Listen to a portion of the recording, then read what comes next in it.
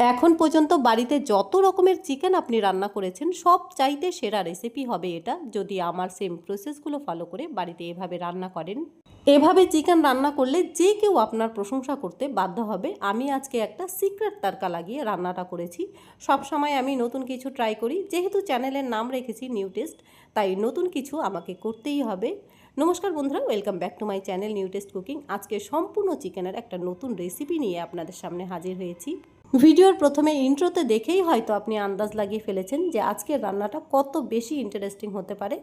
ভিডিওটা যদিও আজকে একটু লম্বা বানিয়েছি, তবুও অনুরোধ করব আজকের ভিডিওটা না কেটে না স্কিপ করে সম্পূর্ণ দেখবেন। সম্পূর্ণ ভিডিওটা দেখলে দেখবেন যে আপনি ভিডিওটা সম্পূর্ণ বুঝতেও পারবেন। আর ভিডিওটা যদি স্কিপ না করে দেখেন তাহলে সম্পূর্ণ ভিডিও দেখে আপনি মজা পাবেন। সম্পূর্ণ একটা নতুন রেসিপি।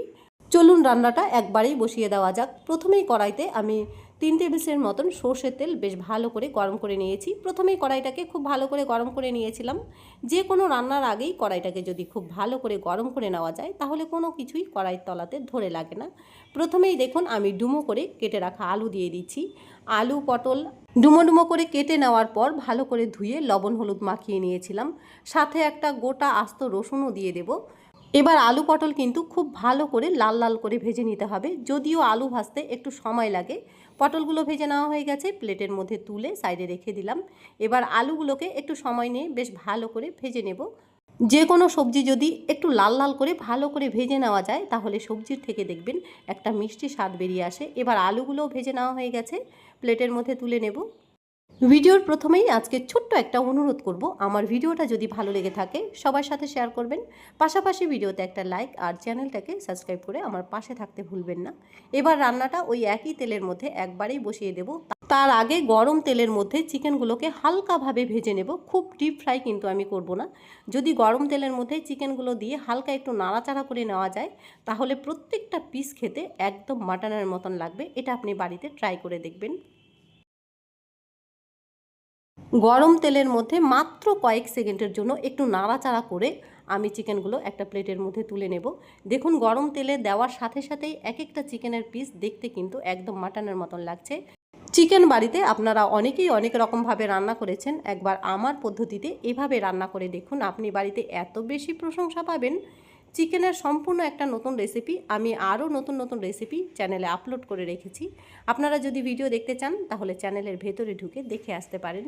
এদিকে কথা বলতে বলতে চিকেন কিন্তু আমার সুন্দরভাবে ভেজে নেওয়া হয়ে গেছে, প্লেটের মধ্যে তুলে নিলাম। এবার ওই একই তেলের মধ্যে ফোড়ন দেব গোটা জিরে হাফ টিস্পুন পরিমাণ।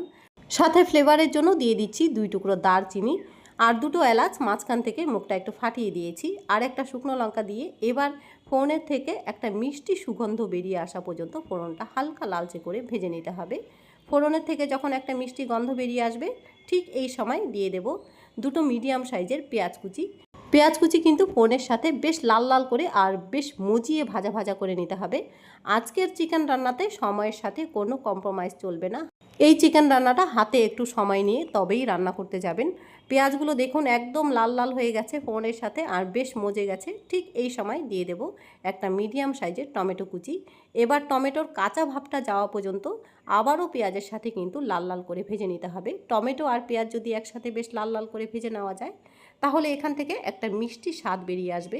এই সিক্রেটটা কিন্তু অনেকেরই অজানা। এখানে এবার একটা বাটা মশলা আমি অ্যাড করব। এখানে আমি আদা রসুন পেঁয়াজ গোটা জিরে হাফ টিস্পুন পরিমাণ, গোটা ধনে হাফ টিস্পুন পরিমাণ আর বেশ ঝাল ঝাল শুকনো লঙ্কা 7 থেকে 8টা শিলনোড়াতে ভালো করে বেটে নিয়েছিলাম, সেই মশলাটাই দিয়ে নিচ্ছি। সাথে চিকেনের স্বাদ মতো লবণ এখন একবারেই দিয়ে নেব, লাগলে পরে আর একটু দিয়ে নেওয়া যাবে। হাফ টিস্পুন পরিমাণ হলুদ গুঁড়ো দিয়ে এবার যেই প্লেটের মধ্যে আমি মশলাটা দিয়েছি সেই প্লেটটা একটু ধুয়ে জল দিয়ে দেব। এবার হাতে একটু সময় নিয়ে লো টু মিডিয়াম আঁচে মশলাটা কিন্তু খুব ভালো করে কষিয়ে নিতে হবে। মশলা কষাতে কষাতে দেখুন মশলা থেকে সুন্দরভাবে তেল ছাড়তে শুরু করেছে। ঠিক এই সময় ভেজে রাখা চিকেনগুলো দিয়ে নিলাম, সাথে ভেজে রাখা আলুগুলো একই সাথে দিয়ে নেব। গোটা রসুনটাও এখনই দিয়ে দেব, কারণ রসুন ভেতর থেকে সুন্দরভাবে সেদ্ধ হতে হবে, তাই চিকেনের সাথে একবারেই দিয়ে নিয়েছি। এবার মশলার সাথে চিকেনটা কিন্তু খুব ভালো করে কষিয়ে নিতে হবে। চিকেন রান্নাতে মশলাটা যে খুব ভালো করে কষিয়ে নিতে হয় কিংবা মশলার সাথে চিকেন যে খুব ভালো করে কষিয়ে নিতে হয় এটা আমাদের কারোই অজানা নয়। তবুও আপনাদেরকে একটু মনে করিয়ে দেওয়ার জন্য আমি আবারও বলছি, মশলার সাথে চিকেন যত ভালো করে কষিয়ে নেবেন রান্নার স্বাদ কিন্তু ততটাই দ্বিগুণ বেশি আসবে। আর কষাতে কষাতে দেখুন এদিকে আমার আলু সেদ্ধ হয়ে গেছে, আমি এত ভালো করে কষিয়ে নিয়েছি। দেখুন আলুটা কিন্তু খুব সুন্দরভাবে সেদ্ধ হয়ে গেছে, আর চিকেন যে হাফ সিদ্ধ হয়ে যায়নি এতে কোনো সন্দেহ নেই, সমস্ত কিছু সুন্দরভাবে কষে গেছে। এবার গ্রেভির জন্য জল দিতে হবে। আমি আগে থেকেই জলটা হালকা উষ্ণ গরম করে নিয়েছিলাম, সেই জলটাই এখন আমি গ্রেভির জন্য দেব। দেখুন চিকেনটা কষিয়ে নেওয়ার পর দেখতে কতটা লোভনীয় লাগছে। চিকেনটা আমি এত ভালো করে কষিয়ে নিয়েছি। চিকেন রান্নাতে যদি আপনি ঝোল দিতে না চান তাহলে এভাবেও কষিয়ে নিয়ে গরম ভাত কিংবা রুটির সাথে খেতে কিন্তু দারুণ লাগবে। তবে আমি আজকে একটা সিক্রেট মশলা দিয়ে রান্নাটা করব, সেই জন্য ঝোল তো অবশ্যই দিতে হবে। উষ্ণ গরম জল 1.5 গ্লাসের মতন দিয়ে দিচ্ছি। আমি কখনোই চিকেন রান্নাতে কাঁচা জল ব্যবহার করি না। ঝোল দেওয়ার সময় জলটা হালকা একটু উষ্ণ গরম করে দিলে ঝোলটা খেতে যেমনি দুর্দান্ত স্বাদের হয়, তেমনি চিকেনটাও ভেতর থেকে খুব তাড়াতাড়ি সেদ্ধও হয়ে যায়। জল দেওয়ার পর হালকা একটু নাড়াচাড়া করে ঝোলের মধ্যে প্রথম পলক আসলেই আমি লো টু মিডিয়াম আঁচে ঢাকা দিয়ে রেখে দেব 10 মিনিটের জন্য। এদিকে চিকেনটা সুন্দরভাবে রান্না হতে থাক, আর এদিকে সেই সিক্রেট মশলাটা আমি রেডি করে নিচ্ছি। একটা তারকা প্যানের মধ্যে 1 টিস্পুন পরিমাণ সর্ষের তেল গরম করে দিয়ে দেব কাঁচা আদা বাটা, আর সাথে দিয়ে দিচ্ছি 1 চামচ পরিমাণ ঘি, আর দিয়ে দেব গরম মশলার গুঁড়ো 1/2 টিস্পুন পরিমাণ।